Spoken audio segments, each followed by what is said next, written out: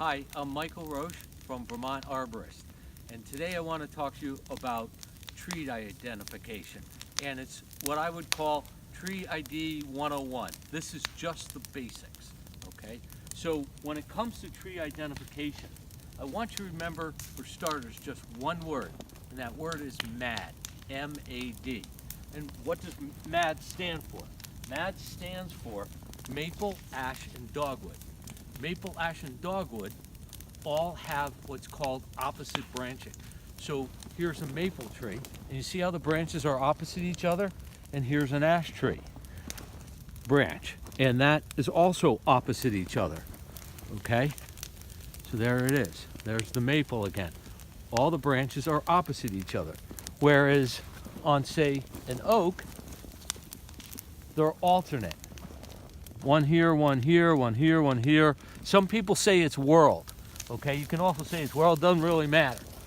You can say it's whorled. You can say it's alternate. But you see, this is a beech tree, and it's alternate. So the first thing we're going to talk about then is just opposite branching.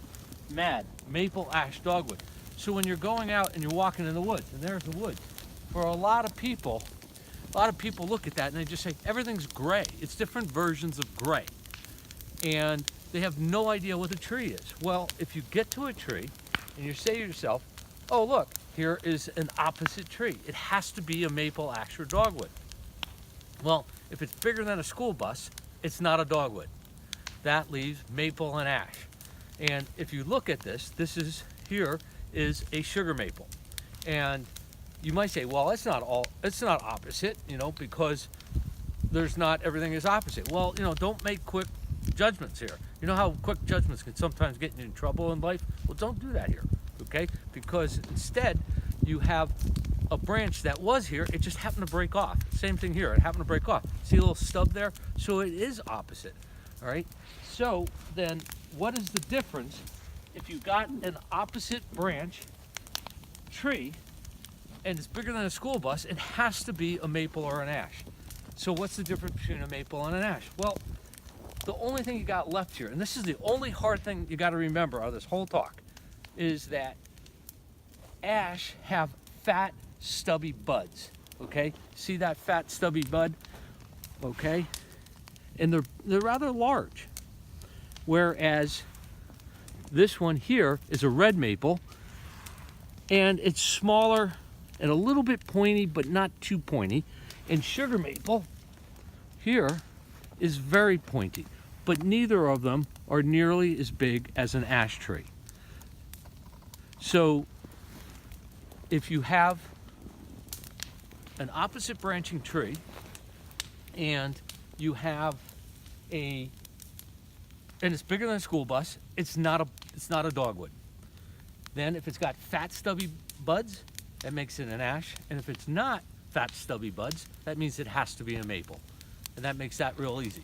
So there is a big portion of the forest in itself of what your trees are. And that really gets you a lot of your tree identification right from the start. After that, you have two other kinds of trees that tend to keep the leaves on in the winter.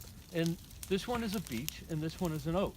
And if you look at them, it's sort of like you kind of shake on them and the leaves don't come off.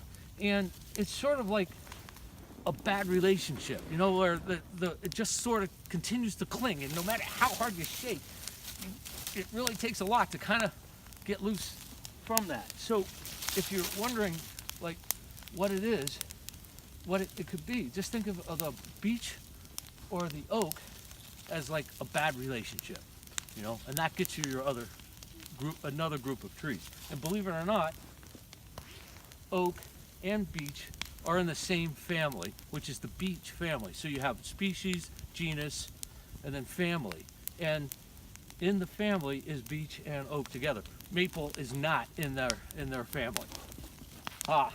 And when a leaf stays on a tree in the winter, that's called marcescence. But don't think about marcescence, because you just overfill your head, all right? Think about a bad relationship, and that's going to be a beech. And the difference between a beech and an oak is, well, almost everybody knows what an oak leaf looks like.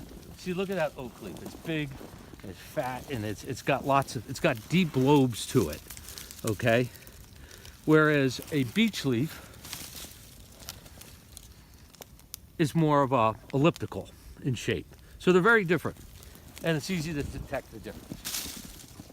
So now you have your mad trees, and you have the trees of a bad relationship, and that gets you so much of the different forest that it really helps. And then after that, well, you have birch, okay? And a birch tree they tend to be white, right?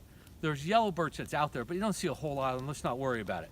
Let's just say you got birch trees and they're white. And if you don't know a birch tree because you've got a white tree out in the woods, and maybe you've been spending too much time in your parents' basement watching video games, okay? So let's spend more time in the forest and look at the white birch tree that happens to be out there.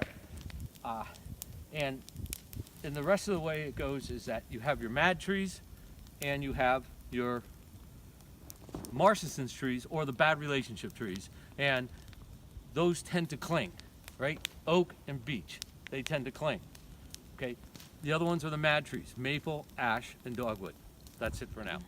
And one final thing, on my next video, I'm going to talk about how to identify evergreen trees, which, by the way, just in case you're wondering, not all evergreens are actually evergreen, but that's part of the story. But in that story, we only have one word to really think about too, and that word is fascicle. And I know what you're thinking. Oh my God, the anticipation is rising quickly as I think about fascicles. So wait till next video and we'll talk about tree ID with evergreens and fascicles.